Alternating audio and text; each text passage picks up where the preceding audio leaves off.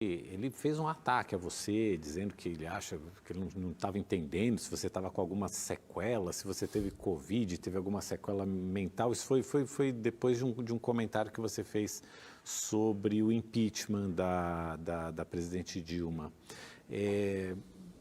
A que você atribui esse tipo de comentário, O Lula não de está ataque? nada bem. Para quem, como eu, conhece há quase 40 anos, e de perto, né, eu poderia dizer, inclusive, que fomos amigos muitos anos, ou somos ainda, não quero pessoalizar tanto, mas o Lula não está nada bem. Para quem o conhece, é preocupante o nível de bobagem que ele tem falado todo dia, toda semana, mas isso eu acredito que é um misto de arrogância com uma profundíssima mágoa do povo brasileiro, que talvez nem ele lucidamente saiba, porque ele imagina que o povo brasileiro devia ter descido em Curitiba e quebrado tudo, e sabe, trazido ele para o poder. Ele disse isso agora recentemente, que como um órgão consultivo da ONU declarou a suspeição do Moro, que o que devia acontecer no Brasil era anular a eleição do Bolsonaro e devolver o poder para ele. Ou seja, eu não sei onde é que ele leu essa Constituição, mas é a Constituição da cabeça dele. Então, uma prepotência, uma arrogância que, na verdade, revela uma fragilidade muito, muito séria. 580 dias de cadeia, eu acho que não fazem bem a ninguém.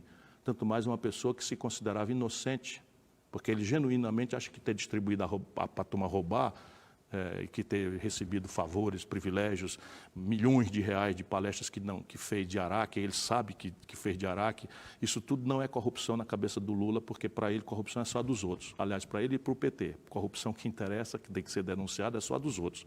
A que eles fazem é tudo causa revolucionária, numa ética completamente podre que deu nisso que daí. Então, veja, no caso, o que eu falei é rigorosamente verdade, porque eu estava lá. O Lula conspirou fortemente para desestabilizar a Dilma, num primeiro momento, porque queria que a Dilma abrisse mão de disputar sua própria reeleição. Eu ouvi muita gente dizendo que ouviu do Lula, todos os jornalistas, os políticos iam lá e diziam assim, foi o maior erro que eu cometi na minha vida, foi ter deixado essa mulher disputar e tal. Pois bem, quando ele destruiu a base, né, dessa turma que o Lula manda, no movimento sindical, estava todo mundo no protesto, a Dilma foi desconstituída.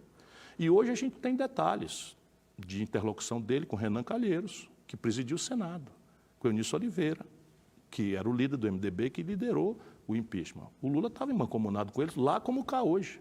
Não dá mais para esconder. Cadê a Dilma nas andanças do Lula? Por que eles não mostram a Dilma? E essas últimas declarações dele, atacou policiais, falou sobre aborto, nessa entrevista para Time, que saiu essa semana, ele tá falando do Zelensky na Ele está fazendo um Ucrânia. imenso esforço para eleger o Bolsonaro, como fez em 2018. Pode não ser lúcido nem consciente, ou pode ser pura e simplesmente a tal vingança. Eu acho que ele está muito nessa de chutar o balde, sabe? Dizer o seguinte, ou me entregam o poder incondicionalmente, porque ele disse nessa entrevista, inacreditável, que as pessoas têm que votar nele sem saber o que ele vai fazer em matéria de economia. Está nessa entrevista da revista Time. A mesma coisa, isso é o volume de bobagem que ele está falando, mas veja, é muito grave um candidato dizer assim, olha, você eleitor, vota em mim e eu só vou lhe dizer o que eu vou fazer depois que eu for eleito. Isso é a síntese de coisas muito graves, que é o charlatanismo, né, do caudilismo demagógico sul-americano, que está aí na Venezuela destruindo, que está em Cuba, que está na Nicarágua, que são regimes que ele admira muito e que eu abomino, né? Mas quer dizer também que ele está fazendo compromissos clandestinos, como eu sei que está. Ele anunciou que vai manter a diretoria do Banco Central do Bolsonaro. Manter a diretoria do Banco Central do Bolsonaro, dizendo que o povo brasileiro tem que votar contra o Bolsonaro, como se o Bolsonaro fosse a encarnação do Satanás, não é? E não um político que ele, Lula, levou ao poder pelas imprudências da corrupção, pela crise econômica que produziu, porque as pessoas não votaram no Bolsonaro, porque o Bolsonaro apresentou uma grande obra. As pessoas não votaram 70% do povo de São Paulo, do Rio de Janeiro, de Minas Gerais, do Rio Grande do Sul, nosso povo, nosso amado povo, nosso querido, amado, respeitado povo, 70%, meu irmão, votou no Bolsonaro. Não foi porque o Bolsonaro tinha uma obra, nem tinha um projeto para o Brasil. Nosso povo votou magoado, com toda a razão, enganou-se, foi enganado, mas votou magoado com esse encontro terrível da pior crise econômica da história, que foi produzida pelo Lula, pelo PT. Eu sei bastante bem o que eu estou falando, posso especializar para você os argumentos, a data da crise, mas o desempregado brasileiro sabe.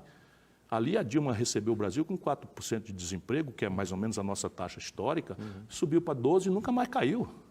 Quando terminou o mandato do Lula, 5 pessoas acumulavam a renda dos 100 milhões de brasileiros mais pobres.